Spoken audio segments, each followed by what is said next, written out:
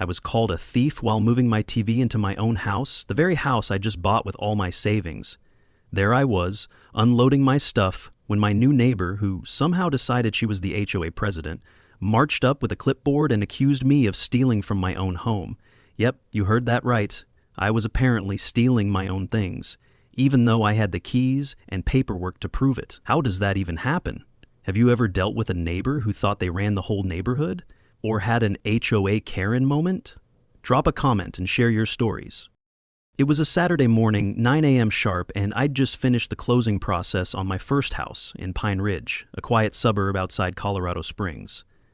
After 4 years of saving every penny from my freelance photography business, skipping vacations, eating ramen more nights than I care to admit, watching every dollar like it might disappear, I finally had the keys to 412 Pine Street. This wasn't just a house purchase, it was 4 years of sacrifice finally paying off, the culmination of dreams that had kept me working late into countless nights.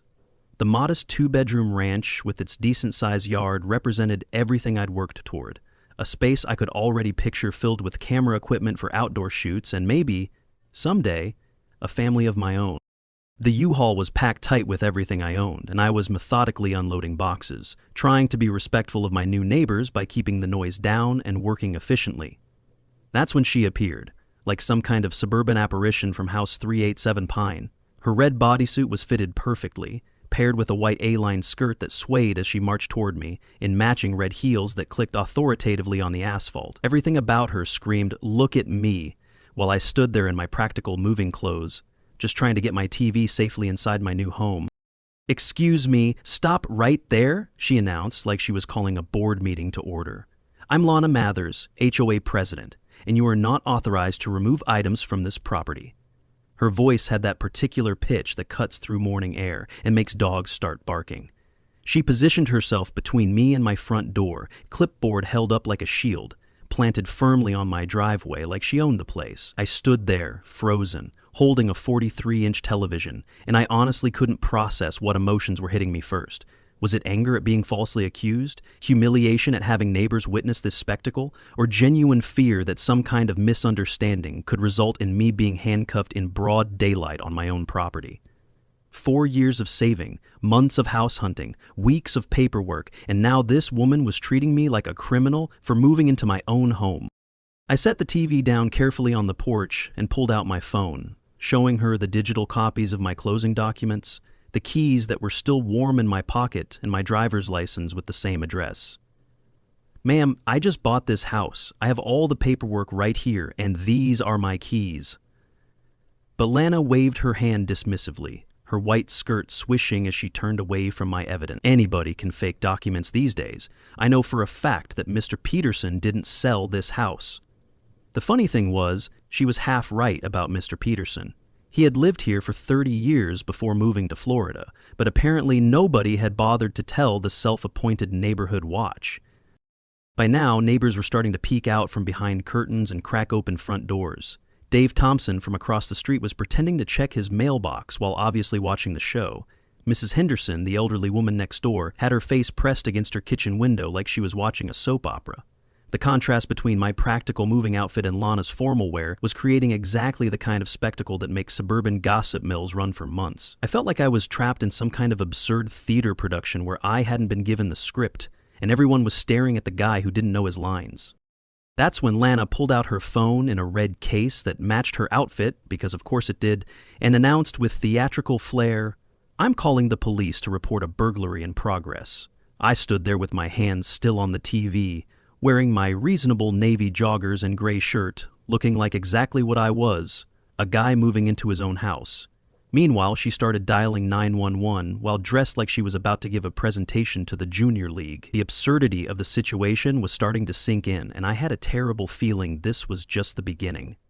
As she spoke dramatically to the dispatcher, describing a suspicious individual removing property without authorization, I realized something important about the woman standing in my driveway. Color coordinated from head to toe at 9 in the morning. She wasn't just nosy or confused, she was performing. 20 minutes later, I watched her click-clack back toward her mother's house in those red heels, her perfect outfit somehow making her retreat even more dramatic. I thought that was the end of it, but as I moved the last box into my new home, I couldn't shake the feeling that Lana had just been warming up. I had no idea I was about to become the star of the longest neighborhood drama of my life. 20 minutes later, Officer Martinez pulled up in his patrol car, looking professionally skeptical as he took in the scene. There I was, in my reasonable athletic wear, holding legitimate paperwork, standing next to a woman who'd apparently gotten dressed for a corporate event to police the neighborhood. The visual alone told most of the story. Serious police officer, normal guy in moving clothes, and someone who looked like she'd wandered off a movie set. Lana immediately launched into her performance, gesturing dramatically with her clipboard while her white skirt swayed with every emphatic movement. But Officer Martinez maintained his professional demeanor while clearly trying not to smile. He examined my closing documents, checked my ID against the address, watched me unlock the front door with keys that obviously worked, and politely listened to Lana's increasingly theatrical accusations. By the time Martinez was ready to leave, even she seemed to realize how foolish she looked. As the patrol car pulled away, she muttered something about needing better background checks on buyers and retreated toward her mother's house, leaving me standing in my driveway, wondering if I'd just experienced the strangest welcome to suburbia in human history. Dave Thompson sent me a text that evening that made me laugh out loud. "Dude, did they hold casting calls for evil neighbor roles while I wasn't looking?" I thought that was the end of it. I was spectacularly wrong. 24 hours later, I found something in my mailbox that made me realize Lana's morning costume hadn't been random. It had been a uniform. The letter was printed on what appeared to be official letterhead, reading Pine Ridge HOA, with a red header on white paper, trying desperately to look authoritative. The violations were absurd. Unauthorized overnight parking of commercial vehicle for my U-Haul, and failure to coordinate moving activities with community standards for having the audacity to move in without her permission. The fine was $750, payable within 72 hours, with a signature in red marker that looked like it belonged on a teenager's diary. That same afternoon, Lana began her social media assault with the precision of someone who'd been planning this campaign for weeks. She'd created posts in a neighborhood safety group, complete with red and white graphics that were obviously meant to look official, but succeeded only in looking like promotional materials for a failed political campaign. Her post featured a photo of me carrying boxes with a caption that made my blood boil. Anyone can print documents these days, but no one can replace genuine community spirit and vigilance.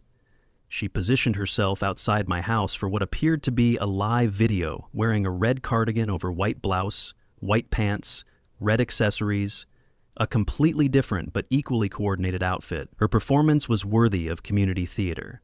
Residents need to be aware of suspicious individuals claiming property ownership without proper community verification. The community reaction was swift and divided in ways that made me realize how effectively Lana had been building her influence. Within hours, I started receiving private messages from neighbors I'd never met. Mrs. Patterson from 2 streets over sent a cautious inquiry, "Hi, how long have you been living in Pine Ridge?"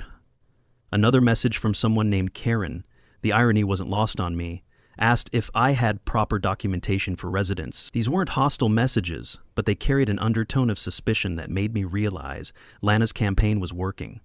She'd managed to make normal neighbors question whether their new resident was legitimate, all while wearing costumes that should have been the first red flag about her credibility. The harassment was already affecting my daily life in ways that went beyond simple annoyance. Someone had apparently warned delivery services about conflicting delivery instructions, which explained why my Amazon package containing an outdoor security camera had mysteriously vanished from my porch. My missing package was just a preview of what was coming, but it also triggered something important. My first real anger about the situation. This wasn't just neighborhood drama anymore. Lana was actively interfering with my ability to live normally in my own home. Mrs. Henderson knocked softly on my door that evening, looking around nervously like she was conducting a covert operation. She was dressed in a sensible beige cardigan that made Lana's theatrical costumes look even more ridiculous by comparison, and her whispered revelation changed everything. "Honey, there's no HOA here. There never has been. That girl has been pulling this stunt since the Thompson family moved in last year." According to Mrs. Henderson, Lana had harassed the Thompsons with fake violations and community complaints until they'd given up and moved to a different neighborhood. The Martinez family had lasted only 6 months before relocating to escape what they'd called the crazy lady in the red outfits. As she shared these details, I started connecting dots that should have been obvious from the beginning. I Googled Pine Ridge HOA and found absolutely nothing. The City Hall website had no record of any registered homeowners association for our neighborhood. The letterhead, the social media graphics, the coordinated outfits, it was all part of an elaborate performance designed to create an illusion of authority where none existed. The realization hit me like a cold wave. This woman had spent considerable time and effort creating fake documents, establishing fake social media presence, and apparently maintaining an entire wardrobe dedicated to looking official while harassing people in their own neighborhood. Lana wasn't just a nosy neighbor or someone who'd made an honest mistake. She was running a complete fraud, and I was her latest target. As I stared at that fake violation notice with its amateur attempts at legal language, I knew this was far from over.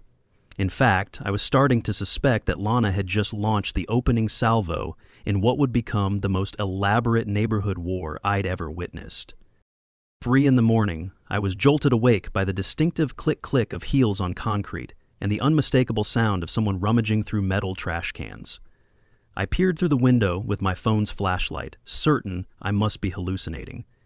There she was, dressed like a Victoria's Secret Christmas angel turned raccoon, elbows deep in my trash at 3 a.m., muttering to herself like a waste management prophet. I half expected her to declare a banana peel as contraband. I threw on my navy sleep shorts and gray tank top and stepped outside, my practical sleepwear a stark contrast to her color-coordinated nighttime ensemble. "What are you doing?" I asked, and she looked up without any apparent embarrassment, her red lipstick still perfectly applied despite the hour. "I'm conducting a waste management compliance inspection. You have excessive recyclables and possible hazardous materials." The woman had accessorized her pajamas and was speaking in official-sounding language while literally elbow-deep in my garbage, and somehow I was the suspicious one in this scenario. But Lana's late-night trash inspection was just the beginning of an escalating campaign that would make my life increasingly surreal. Over the following weeks, my trash cans were mysteriously knocked over every morning, creating a mess I had to clean up before work. Someone had redirected my sprinkler heads to spray directly onto my windows instead of the lawn, creating water spots that required daily cleaning. 3 different delivery packages vanished from my porch, including more camera equipment I needed for work projects. Then Lana crossed a line that transformed annoying harassment into something that felt genuinely threatening and legally problematic. I woke up Tuesday morning to find that someone had changed the lock on my mailbox and attached a laminated sign reading, "HOA Fee Collection Point, Payment Required for Mail Access." The audacity was breathtaking. She'd literally locked me out of my own mail delivery and was demanding payment for access. When I called the Postal Service, the customer service representative was as confused as I was. "Sir, nobody can legally restrict access to a residential mailbox, except in cases of non-payment to USPS," she explained. "We'll need to send a technician out immediately, because this constitutes mail tampering, which is a federal offense." The Postal Service technician arrived 3 hours later, a patient man named Robert who seemed genuinely bewildered by the situation. He had to use bolt cutters to remove Lana's lock, then install a new standard lock, while explaining that mail tampering carried serious federal penalties. "In 30 years of doing this job," he told me while completing the paperwork, "I've never seen someone try to privatize a residential mailbox. Your neighbor could be in real trouble if she keeps this up." The entire incident took half my workday to resolve and cost me a freelance photography session I'd had to cancel, which I suspected was exactly the point. Lana wasn't just harassing me, she was actively sabotaging my ability to earn a living. But the mailbox incident triggered something unexpected, a counterattack from Lana that caught me completely off guard and made me realize how far she was willing to escalate this conflict. 2 days later, Officer Martinez showed up at my door with an apologetic expression and a complaint form. Apparently, Lana had filed a report claiming I was conducting surveillance harassment of a female resident because she'd spotted the security camera I'd installed after my packages started disappearing. The irony was almost too perfect. The woman who'd been photographing my house from multiple angles, measuring my grass with rulers, and going through my trash in the middle of the night was now claiming that I was the one conducting inappropriate surveillance. By this point, I was exhausted in ways that went beyond physical tiredness. The constant vigilance, the daily cleanup of harassment aftermath, the time lost dealing with fake complaints and manipulated delivery services, it was wearing me down in ways I hadn't expected. I found myself hesitating before checking my mailbox, wondering what new violation notice or fake legal document might be waiting. I started avoiding my front windows during daylight hours because I never knew when Lana might be out there in full costume, conducting another one of her elaborate inspections. There were moments when I seriously considered just giving up, selling the house and moving somewhere else like the families before me. Maybe it would be easier to let her win than to keep fighting this absurd battle against someone who seemed to have unlimited time and energy for neighborhood terrorism. But something in me refused to back down. Maybe because I remembered those 4 years of saving every penny to buy this house, or maybe because I was starting to realize that this wasn't just about me anymore. Officer Martinez was professional but thorough, examining my camera setup and the footage it had captured. When he saw the recordings of Lana's 3 a.m. trash inspections, her measurement activities in full business attire, and her systematic documentation of my property, his expression shifted from concern to barely contained amusement. "Sir," he said carefully, "I think you might want to consider documenting these interactions more thoroughly. This appears to be part of a pattern of harassment that could escalate further." He was right. Lana wasn't just being annoying anymore. She was actively trying to criminalize my normal responses to her abnormal behavior. That evening, Dave Thompson appeared at my door with a USB drive labeled HOA Evidence Season 1 in his neat handwriting. "Dude," he said, grinning like he'd just solved a murder mystery, "you need to see what I've been recording from my office window." The footage was incredible. Hours of Lana's elaborate performances captured from across the street, including several instances where she'd been talking to herself while conducting her inspections. There was video of her setting up what appeared to be photo shoots of my house, complete with multiple outfit changes and different clipboard accessories. Most damning was footage of her practicing her authority voice while standing in my driveway, apparently rehearsing confrontations that hadn't happened yet. As I watched Dave's security footage, I realized that Lana's harassment wasn't just systematic, it was escalating in ways that suggested she was losing control of her own narrative.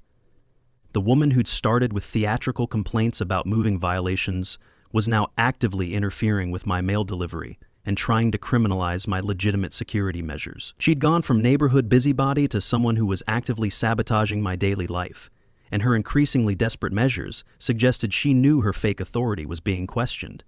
I had the uncomfortable feeling that Lana's next move would be even more dramatic than anything she'd tried so far.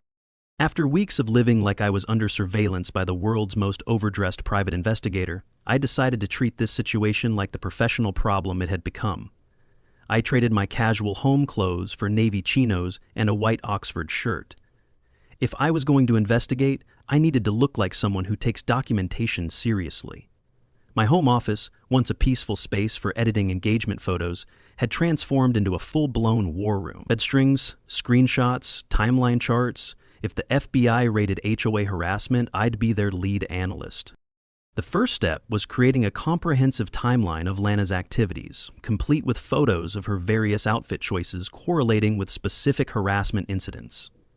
The pattern was remarkable. She'd essentially created a uniform system for different types of neighborhood terrorism.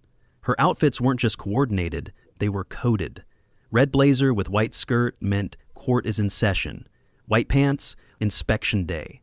If you gave her a green blouse, she'd probably declare it Arbor Day and fine me for tree misalignment. But more importantly, I was building a case that this wasn't random harassment. It was organized, premeditated, and designed to drive me out of the neighborhood, just like she'd done to previous residents. My investigation revealed details that transformed my understanding of who I was dealing with. Lana Mathers, age 29, had been unemployed for 18 months after leaving what appeared to be a retail management position under circumstances that involved multiple complaints about inappropriate exercise of authority. She lived with her mother at 387 Pine Street in a relationship that social media posts suggested was increasingly strained. Her LinkedIn profile was full of vague references to community leadership and neighborhood improvement initiatives, which I now understood meant systematically harassing people until they moved away. The woman had turned being unemployed into a full-time career in suburban authoritarianism. Mrs. Henderson became my most valuable intelligence source, providing crucial background during our quiet evening conversations that revealed the true scope of Lana's systematic destruction of families. The Thompson family hadn't just been harassed, they'd been financially devastated. According to Mrs. Henderson, Lana had filed false complaints with the city about unpermitted construction that had cost the Thompsons over $2,000 in unnecessary inspections and legal fees. She claimed they built their deck without permits, Mrs. Henderson explained, but the permits were perfectly valid. By the time they proved it, they'd already spent their vacation money on lawyers. The stress had been so severe that Mrs. Thompson had developed anxiety attacks, and they'd eventually sold their house at $15,000 below market value just to escape Lana's campaign. The Martinez family's story was even worse. Lana had somehow convinced their mortgage company that they were operating an illegal business from their home because Mr. Martinez occasionally met clients there for his accounting practice. The resulting investigation had nearly cost them their home loan, and they'd been forced to hire both a lawyer and a CPA to prove their activities were completely legitimate. They lost 3 months of sleep and probably 5 years off their lives, Mrs. Henderson said sadly. And all because that woman decided she didn't like having neighbors who worked from home. The systematic nature of Lana's attacks was becoming clear. She didn't just harass people, she researched their vulnerabilities and targeted them where it would hurt most. Dave Thompson's assistance proved invaluable in ways I hadn't expected, partly because he'd been one of Lana's earlier targets before she'd focused on the new families moving in. She sent me one of those fake violation letters about 6 months ago, he explained, showing me a document claiming his home office violated residential zoning restrictions. The letter had looked official enough that Dave had actually called the city to inquire about it, only to discover that home offices were perfectly legal and no such restrictions existed. That's when I started recording everything from my window, he admitted. I figured if she was lying about the law, she was probably lying about other stuff too. His footage showed not just Lana's elaborate preparation rituals, but also her practicing different personas: authoritative HOA president, concerned community member, and victimized neighbor, depending on what role she needed to play for each harassment campaign. But the real breakthrough came when I started researching the legal implications of Lana's fake HOA claims and discovered the scope of potential fraud she'd been committing. A consultation with my college roommate who'd become a lawyer revealed that impersonating a homeowners association constituted fraud in Colorado, while her systematic harassment campaign could potentially escalate to criminal stalking charges. More importantly, he explained that her fake violation notices and fraudulent fine demands were textbook examples of consumer fraud, especially if she'd been collecting money from residents who didn't know enough about property law to challenge her authority. When I mentioned the amounts Mrs. Henderson had told me about, the Thompsons' $2,000 in legal fees, the Martinez family's mortgage complications, my lawyer friend's expression grew serious. If she's been systematically defrauding multiple families, he said, this could be a federal case. My goal shifted from simply defending myself to protecting the entire community from Lana's fraudulent schemes and ensuring that future residents wouldn't be driven out by someone who'd turned harassment into a systematic business model. This wasn't just about my peace of mind anymore. It was about stopping a pattern of abuse that had been destroying families for over a year. The more I learned about Lana's previous victims, the more determined I became to make sure she couldn't hurt anyone else. As I compiled evidence and prepared for what I knew would be a public confrontation, I made a strategic decision about how to present my case. Professional attire, clear documentation, and the kind of methodical presentation that would make Lana's theatrical performances look like amateur hour. When her inevitable community meeting arrived, I would be ready to expose not just her harassment of me, but her entire fraudulent operation that had been terrorizing Pine Ridge families and costing them thousands of dollars in unnecessary expenses. 3 weeks into what I was privately calling the Lana Show, she announced her master performance, a community meeting at the Pine Ridge Community Center to address ongoing safety concerns and property management issues. The promotional materials were classic Lana, red text on white backgrounds, official-looking headers that had probably taken hours to design, and language that suggested she was convening the United Nations rather than complaining about her neighbor's trash can placement. I made a strategic wardrobe decision for this public confrontation. Navy blazer, white dress shirt, khaki pants. The kind of business-appropriate attire that suggests competence without trying too hard. Thursday evening at 7 p.m., I walked into a community center meeting room where 18 neighbors had gathered, most dressed casually for what they expected to be an informal neighborhood discussion.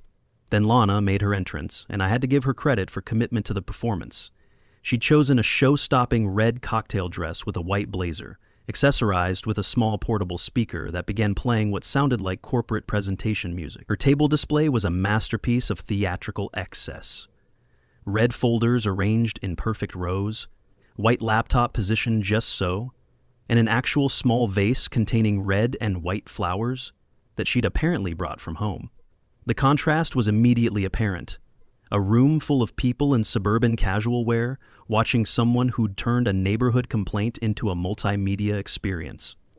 Her PowerPoint presentation was an assault on both logic and visual comfort. Red backgrounds with white text created combinations that were literally painful to read, while slides packed with amateur photography and clip art made my eyes water. But what really caught my attention was her opening statement. "Thank you all for attending this emergency HOA meeting. We're here to address serious concerns about property management and community standards that threaten our shared quality of life." 20 minutes of eye-searing slides followed, displaying blurry photos of my house, dramatic close-ups of my trash cans, and artistic shots of my lawn that she'd apparently taken from multiple angles while wearing various business-formal outfits. That's when I politely asked if I could respond to these allegations, and Lana's performance hit its first snag. I'd brought my laptop and a folder of actual evidence, dressed like someone who belonged in a serious discussion rather than a costume party. When I connected to the projector and replaced her carnival show with clean, professional presentations, the difference was like switching from a circus to a documentary. Clear fonts, readable color combinations, and photographs that were actually in focus. The room visibly relaxed when they could finally see slides that didn't require squinting. My evidence reveal was more effective than I'd hoped. The room watched in stunned silence as I projected security footage of Lana's 3 a.m. trash inspections, her elaborate measurement rituals in full business attire, and her systematic documentation of my property while wearing outfits appropriate for board meetings rather than neighborhood patrol. But the most dramatic moment came when I showed Dave Thompson's footage of Lana practicing her authority voice while standing in my driveway, apparently rehearsing confrontations with an imaginary opponent. I could feel the room's energy shift as neighbors realized they'd been watching someone who wasn't just overzealous about community standards, she was actively performing an elaborate fiction. The crowd's reaction was immediate and decisive, but not unanimous. Mrs. Patterson audibly gasped when she saw the rehearsal footage, and even Mr. Williams shook his head in disbelief. But Sandra, from 3 houses down, still seemed unconvinced, and her skepticism created a moment of tension that I realized was crucial to address. "How do we know this isn't all taken out of context?" she asked. Maybe she was just trying to maintain property values. I mean, some of these concerns seem legitimate. And that's when I pulled out the legal documentation that had taken me weeks to compile. The real HOA regulations for our county, the city ordinances that Lana had been misrepresenting, and the actual procedures for establishing legitimate homeowners associations. "Sandra," I said, addressing her directly while displaying the official city documents, "here's what real community authority looks like. This is how you actually establish an HOA. And this is what legitimate violation procedures require. Notice the official seals, the required signatures, the legal language that's actually accurate?" As I walked through the contrast between Lana's amateur theatrics and actual municipal authority, I watched Sandra's expression change. The turning point came when I showed the side-by-side comparison of Lana's fake letterhead with its obvious design flaws and a genuine city document with proper legal formatting. "Oh my God," Sandra said quietly, "I actually believed her when she said my fence was too high. I almost paid for a survey I didn't need." The revelation that Sandra had also been targeted by Lana's fake authority created a ripple effect through the room. Other neighbors started sharing their own encounters, suspicious letters they'd received, warnings about violations that had made them second-guess their own property maintenance, social media posts that had made them feel unwelcome in their own neighborhood. I felt something shift in my chest as I watched the community connect these dots together. A release of tension I hadn't even realized I'd been carrying. For weeks I'd felt isolated and under attack, but now I was surrounded by people who understood exactly what I'd been experiencing. The relief was almost overwhelming. I wasn't crazy, I wasn't overreacting, and I wasn't alone. Lana's meltdown was as theatrical as everything else she'd done. She pulled red tissues from her white purse to dab at tears that matched her lipstick, her white blazer flapping as she accused me of photoshopping everything and being dangerous to the community. But her protest sounded increasingly desperate, as neighbors started asking pointed questions about the fake documents, the non-existent HOA, and why she'd been conducting surveillance of multiple properties while dressed like she was attending charity galas. The woman who'd spent weeks making me feel like a criminal was now being questioned by an entire room of people who could see through her performance. Officer Martinez's arrival, responding to my earlier invitation, provided the final reality check.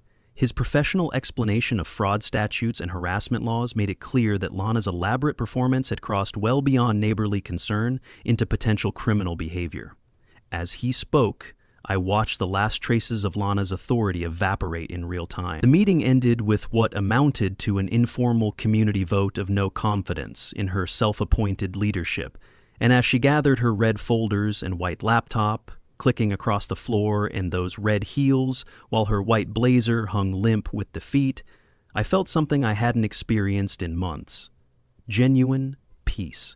She stepped out of that room leaving behind a trail of red and white debris, but more importantly, she left behind a community that had finally seen through her elaborate masquerade and chosen to stand together instead of being divided by her manipulation. Lana's response to public humiliation was exactly what I'd come to expect. Theatrical escalation.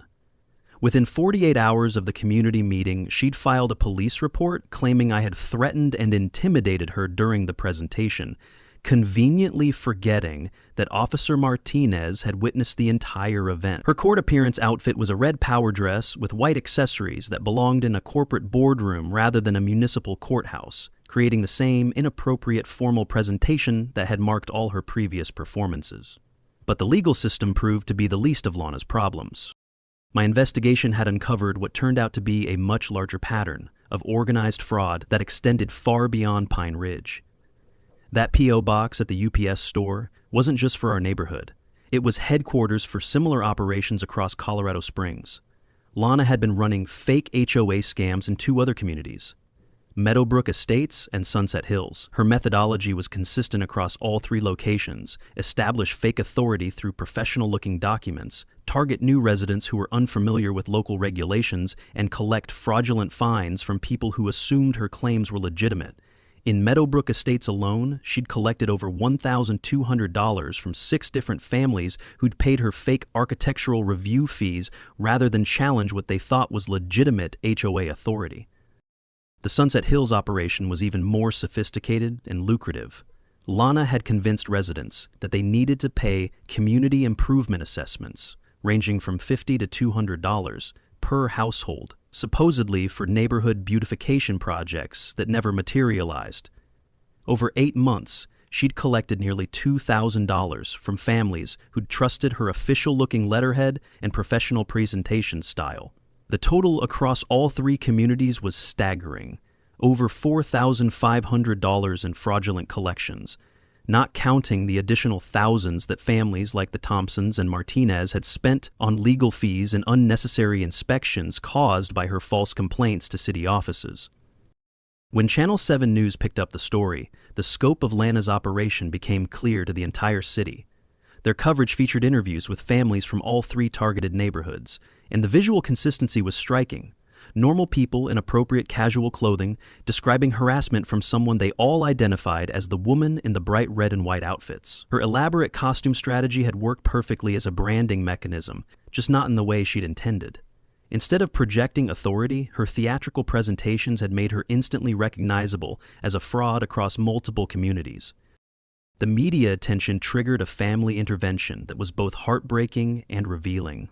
Linda Mathers appeared at my door wearing a sensible beige cardigan, mortified to discover what her daughter had been doing while claiming to handle community business.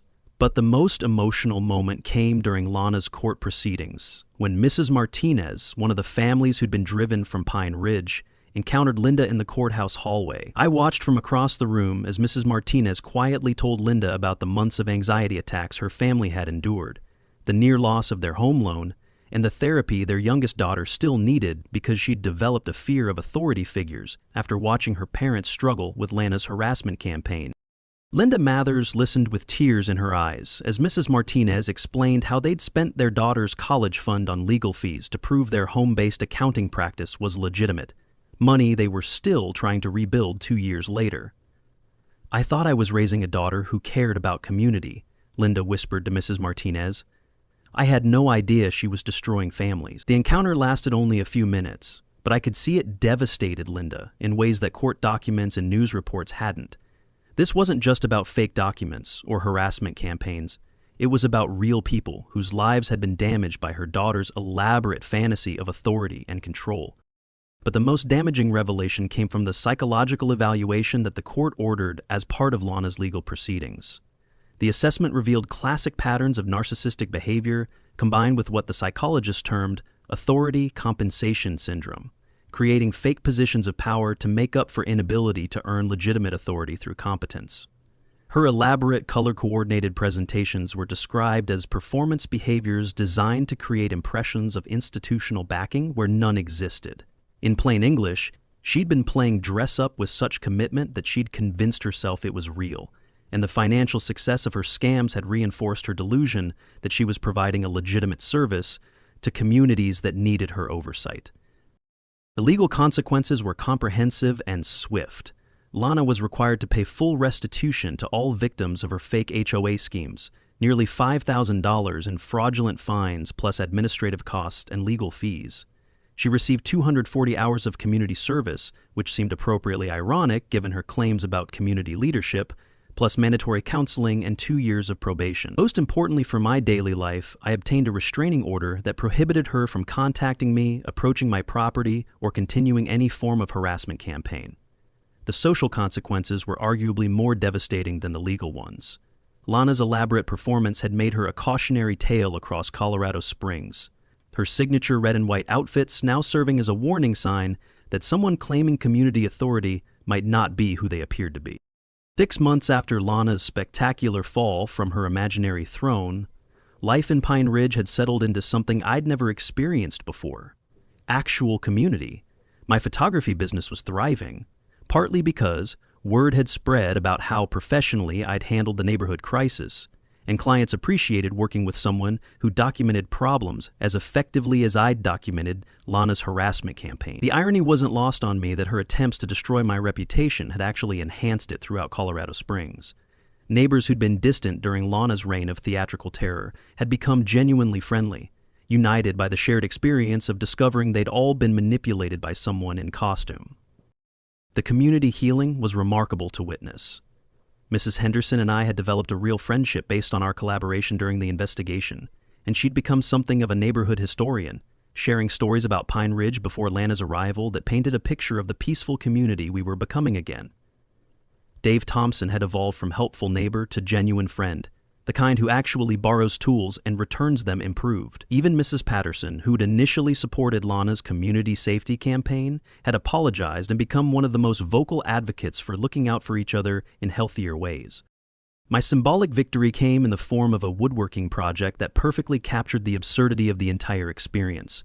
Using skills I'd picked up during college, I hand-carved a wooden sign reading "Hoe-Free Zone" in letters deep enough to last for decades. The installation ceremony became an impromptu neighborhood gathering, with over a dozen residents showing up in comfortable casual wear to watch me mount the sign next to my front door. As I drove the final nail into place, I caught Mrs. Henderson's eye and saw something I'd never seen during those first chaotic months.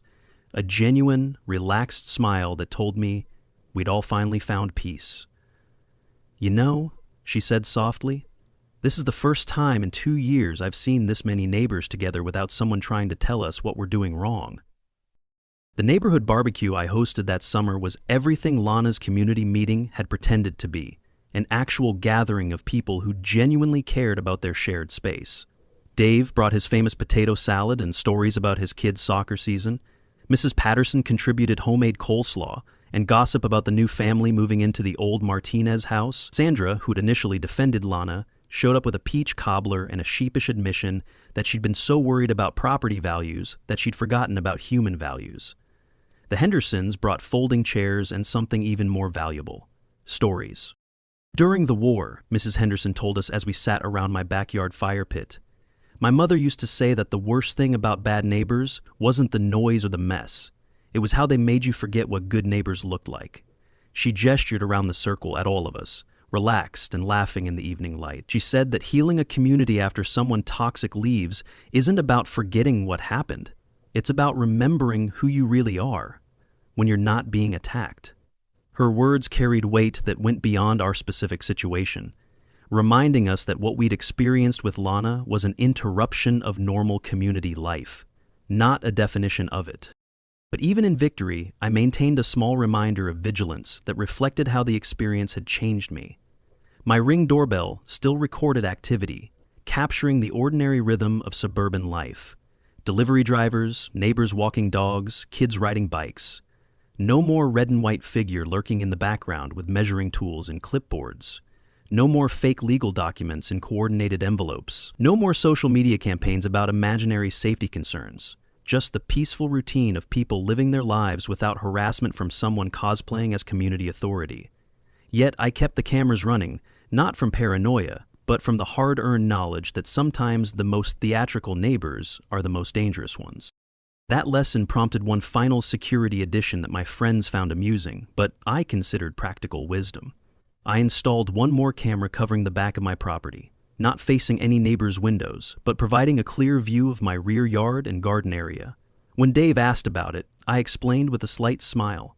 It's not because I'm afraid. It's because I learned that trouble doesn't always come from the direction you're watching. The back camera had already proven its worth, capturing footage of raccoons, raiding my garbage, and a neighbor's escaped dog digging in my garden. Ordinary suburban problems that seemed refreshingly normal after months of coordinated harassment campaigns. Lana herself had become something of a local ghost story, occasionally spotted walking quickly past community gatherings while still wearing her signature red and white combinations, now clearly trying to avoid attention rather than attract it. Her mother had given her an ultimatum about finding legitimate employment and attending therapy sessions, and Linda Mathers had become a regular presence at neighborhood events. The quiet dignity with which Linda handled her daughter's legacy served as a counterpoint to the theatrical chaos Lana had created, reminding us all that family members of difficult people often suffer just as much as their targets. As autumn arrived and I settled into my second year in Pine Ridge, I reflected on what the whole experience had taught me about authority, community, and the difference between earning respect and demanding it. Lana's elaborate red and white performances had failed not because her costumes weren't convincing enough, but because actual community leadership comes from serving others rather than controlling them. Her dramatic rise and fall had been entirely self-created, a one-woman theater production that had entertained no one and helped nobody, but had ultimately brought the rest of us closer together through shared adversity. The lesson was both simple and profound. Cheap authority crumbles when it meets someone who knows how to read the law, but more importantly, genuine community emerges when people choose to support each other instead of tearing each other down. Lana's theatrical uniforms, fake letterhead, and elaborate presentations had been impressive theater, but they couldn't survive contact with actual facts, real documentation, and neighbors who decided to work together instead of being divided by manufactured drama. As I looked at my HOA-free zone sign catching the afternoon sun, I smiled at the reminder that sometimes the best community organizing happens when people simply decide to live like good neighbors instead of playing dress-up games with imaginary power. The sign had become something of a neighborhood landmark, a symbol not just of my victory over harassment, but of our collective decision to choose cooperation over control, authenticity over performance, and genuine community over theatrical authority.